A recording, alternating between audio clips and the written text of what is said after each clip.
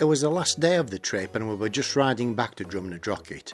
We loved the Anderson Hotel, the food in the restaurant was excellent and we'd just eaten a fantastic breakfast with an American twist. If you want to see the menu for yourself, then take a look online. For some reason the GoPro was playing up and that's why there's no sound with this clip.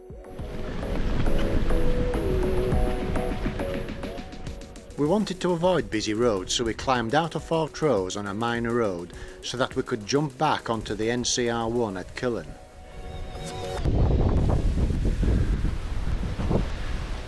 Bloody GoPro problems as soon as I set off. Sodding electronics. Just doesn't like the cool weather.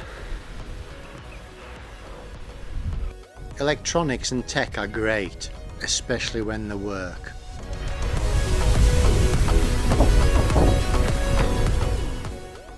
It didn't take long to finish the climb and we were soon back on the top of the Black Isle again, enjoying the views. Well, this time round it was a navigation playing up with both Komoot and Garmin telling me to turn right, but my sense of direction screaming to turn left, which I did.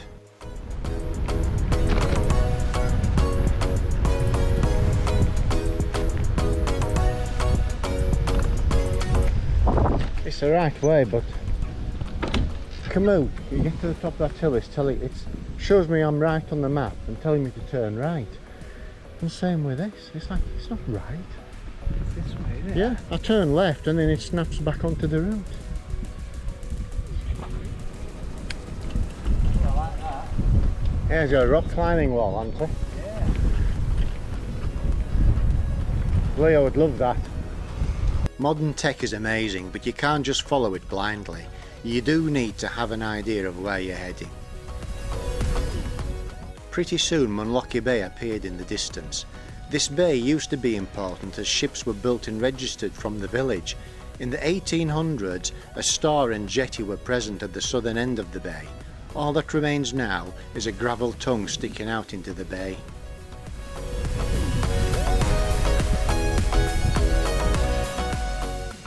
We then crossed over the busy A832 and into Munlochy village. During World War II, there was a prisoner of war camp near the church. It housed Italian and then German prisoners who were used as labour on local farms.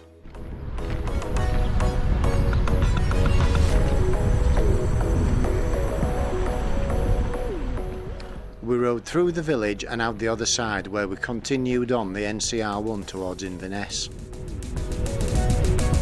Craig, you want to be right?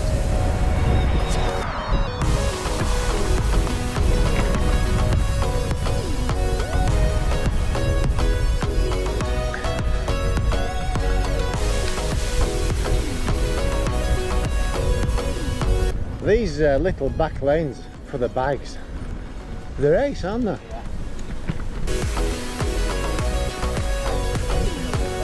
Yeah.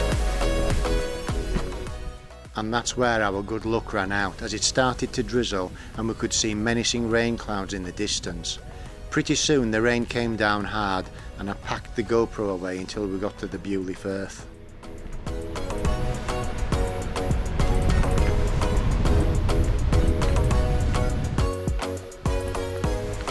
Mr. Craig, he was an athlete.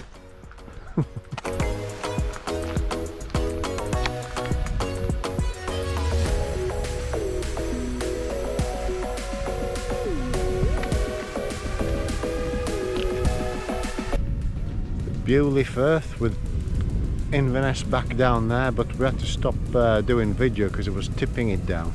Anyway, we've ridden through it and it's nice again, as usual. Scottish everywhere though.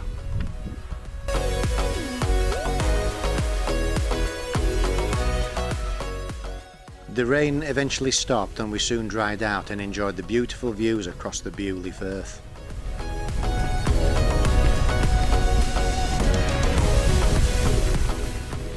The Beauly Firth is the outlet for the River Beauly and the River Ness.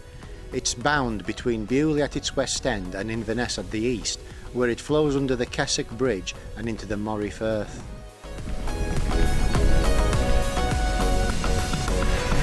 Bit of sun and it comes alive. Hey look, this is that thing that you asked me about. Terns. Scientists think that the Beauly Firth was once the site of a glacier some 55 metres high, with its meltwaters flowing into the Munlochy Valley. At the end of the last glacial period, the ice gradually retreated, leaving the Firth and its steep surrounding hills behind.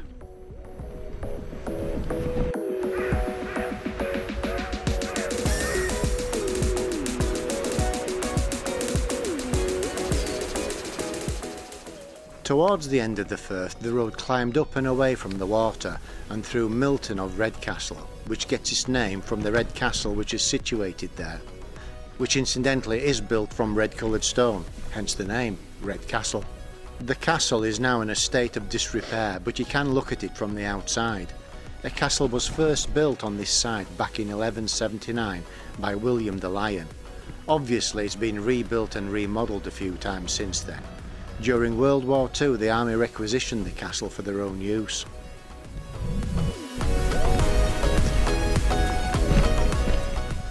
A bit further on, we joined the busy A832 and rode into Muir of Ord. Unfortunately, rain stopped play again, forcing me to pack the GoPro away. In typical Scottish fashion, the weather changed back to sunny as we got to Beauly, so we decided to take a break and stopped at the same cafe as on day one. Well, the GoPro came back out and we set off on the last leg back home. The weather was now changing every 10 minutes.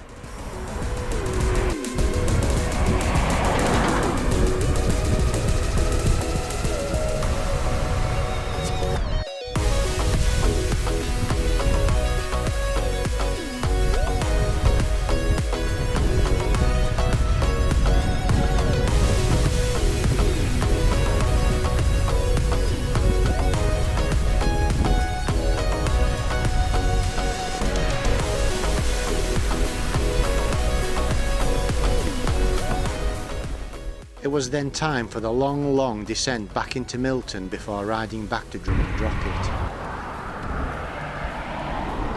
Right, that's the last of the climbing. It's the last downhill bit.